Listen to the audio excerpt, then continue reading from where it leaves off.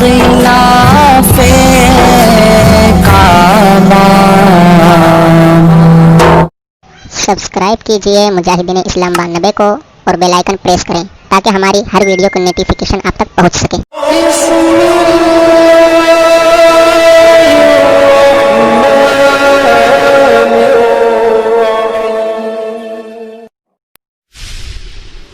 اللہ اکبر۔ حضور نبی رحمت صلی اللہ علیہ وآلہ وسلم نے ارشاد فرمایا، نماز چھوڑنا تو خیر بہت بری بات ہے، جو شخص نماز پڑھتے ہیں لیکن جماعت سے نہیں پڑھتے۔ فرمایا میرا جی چاہتا ہے کہ اپنی جگہ کسی اور کو کھڑا کروں اور جوانوں کا ایک گروہ ساتھ لوں، اور جو لوگ مسجد میں نماز پڑھنے نہیں آتے ان کے گھروں کو آگ لگا دوں۔ رحمت للعالمین آقا فرما رہے ہیں کہ ان کے گھروں کو آگ لگا دوں۔ کتنا غصہ ہے ان لوگوں پر کہ جو مسجد میں آ کر نماز نہیں پڑھتے، اور جو پڑھتے ہی نہیں۔ اس دور میں تو کوئی تھا ہی نہیں کہ مومن ہو نماز نہ پڑھتا ہو۔ اللہ اکبر۔ تو مومن نماز ہی پڑھتے تھے، تو اگر کسی سے گھر میں نماز پڑھی گئی تو فرمایا میرا جی چاہتا ہے۔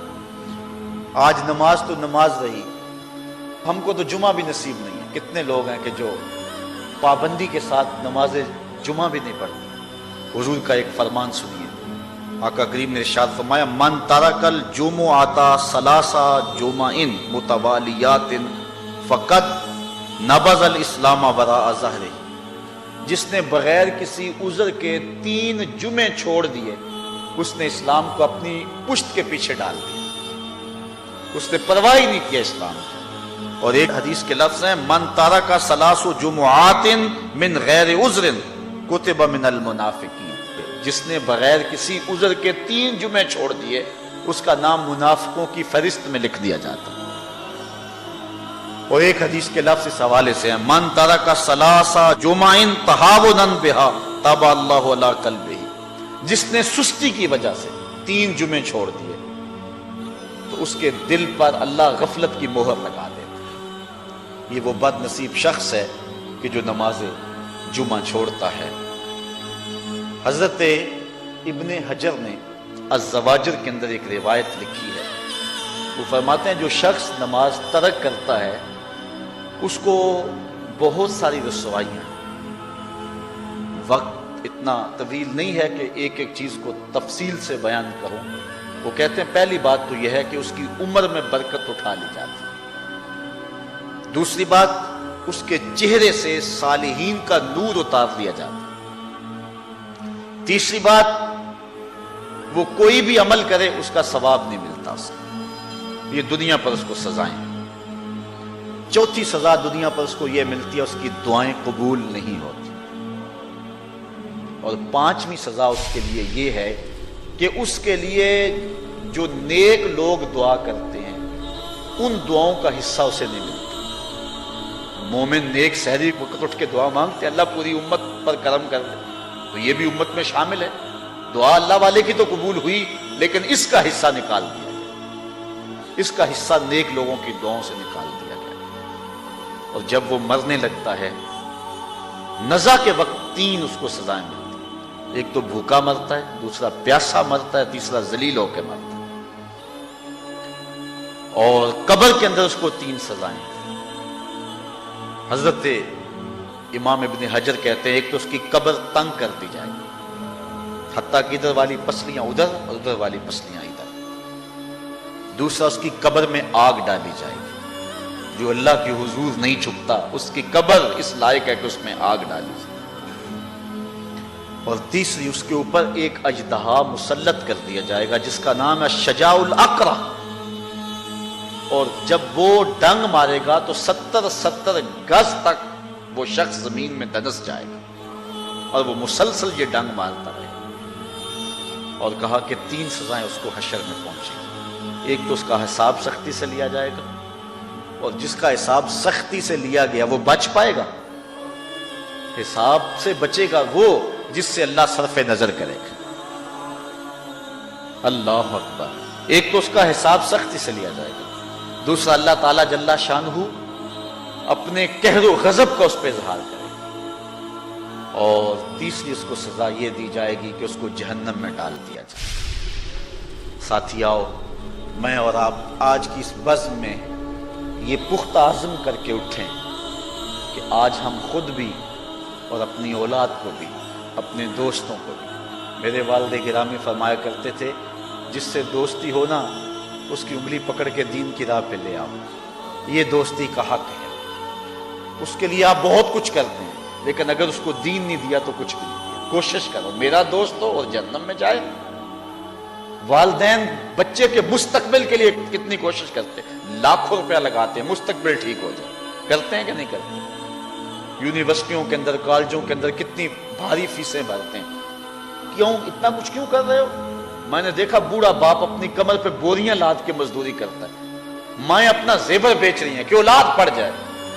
میاں اتنا کچھ کیوں کر رہے ہو؟ جی مستقبل ٹھیک ہو جائے۔ یہ مستقبل کتنا ہے؟ 20-25 سال کا، اور جو اصل مستقبل ہے اس کی فکر ہی نہیں کسی کو۔ اصل مستقبل تو وہ ہے، اللہ اکبر، بیرون ملک جائے بیٹا تو ماں کہتی ہے بس دعا کرو کہ میرا بیٹا خیریت سے پہنچ جائے۔ بیٹی کی شادی کرتی ہے تو ماں کہتی ہے دعا کرو کہ اپنے گھر میں اس کو چین مل جائے۔ کسی کا انٹرویو ہوتا ہے، لوگ کہتے ہیں جناب دعا کرو کہ اس انٹرویو میں وہ کامیابی سے گزر جائے۔ میں کہتا ہوں جب قبر میں اترتا ہے پھر کسی نے آ کر کبھی نہیں کہا کہ دعا کرو مشکل گھڑی آ گئی ہے خیریت سے گزر جائے۔ اصل امتحان تو یہ ہے، اگر اس امتحان سے گزر گیا تو کامیابی اور بامرادی۔ یہ تھوڑا سا مستقبل دنیا کا، اس کے لیے ہم کتنے پیسے لگا دیتے ہیں۔ سب کچھ اولاد کو آتا ہے، ہر شے فر فر پڑھتے اور بولتے ہیں، دعائے قنوت بھی نہیں آتی ہوتی۔ تو ہم اپنی اولاد کے لیے دین کا تحفہ اس کو کبھی نہ چھوڑیں۔ اللہ اکبر، کوشش کریں، محنت کریں۔ حضور نبی رحمت صلی اللہ علیہ وآلہ وسلم نے ان بد عمل واعظین کی بات بھی کی ہے کہ جو لوگوں کو نیکی کا حکم دیتے ہیں اور خود اس پہ عمل نہیں کرتے۔ آج ہمارے کچھ واعظین لوگوں کو تو واعظ و تلقین اور نصیحت کرتے ہیں اور خود نماز میں سخت سستی کا ارتکاب کرتے ہیں، اور جس سے قوم کے اندر نماز میں سستی عملاً پیدا ہو جاتی ہے۔ کوئی عرس کی تقریب ہو، کوئی محفل نعت ہو، کوئی جلسہ ہو، کوئی شادی کی تقریب، نماز کے وقت کا پورا خیال رکھا کریں اور اس بات کا لحاظ رکھا کریں۔ بلکہ ہمارے ہاں ایک عجیب سا فیشن ہے اور عجیب سی بات ہے، میں بڑا حیران ہوا کرتا ہوں کہ عشاء کے بعد جب جلسے ہوتے ہیں نا ہمارے مساجد کے اندر، تو مغرب سے اعلان شروع ہو جاتا ہے آج رات فلاں صاحب خطاب فرمائیں گے، اور پھر جب نماز عشاء ہوتی ہے تو ہمارا نقیب محفل کھولتا ہے لاؤڈ سپیکر اور وہ اعلان کرتا ہے حضرات جماعت ہو چکی ہے، اب مسجد میں آ جائیں۔ یعنی یہ نماز کو ہلکا کرنے والی بات ہے۔ ان کو کہا جا رہا ہے کہ بلکہ بات تو کہہ دیتے ہیں جس کا تمہیں ڈر تھا وہ گزر گئی ہے، اب آ جاؤ، کیا لینا ہے جلسے میں آ کر اگر نماز ہی نہیں پڑھنی ہے تو۔ ممبر و محراب کے جو ذمہ دار ہیں ان سے جو ہے وہ عجیب و غریب قسم کی جو ہے وہ حرکات سکنات سرزد ہو رہی ہیں۔ یہ جو جہل نقیبوں کا ایک غول آ گیا نا، یہ بھی ایک بہت بڑی مصیبت ہے۔ ایک تو بے تحاشا القاب، دوسرا دین کی روح سے ناشنائی۔ وہ کسی نے کہا تھا نا کہ پہلے حضرت غوث پاک ولی بناتے تھے، چور سے کتب بناتے تھے، آج کل ہم بناتے ہیں۔ کہا تم کیسے؟ کہا ہمیں پتا ہوتا ہے یہ چور بیٹھا ہوا ہے، ہم کہتے ہیں غوث زمان اور کتب دوران۔ بے تحاشا اور بے تکا انداز، اور پھر دین کی روح سے یہ ناشنائی کہ باقاعدہ اعلان ہوتا ہے جناب جماعت ہو چکی اب تو آ جاؤ۔ تو کیا کرنا ہے ساری رات جاگ کے اگر عشاء کی نماز ہی نہیں پڑھی تو نماز کو ہلکا کیا گیا ہے۔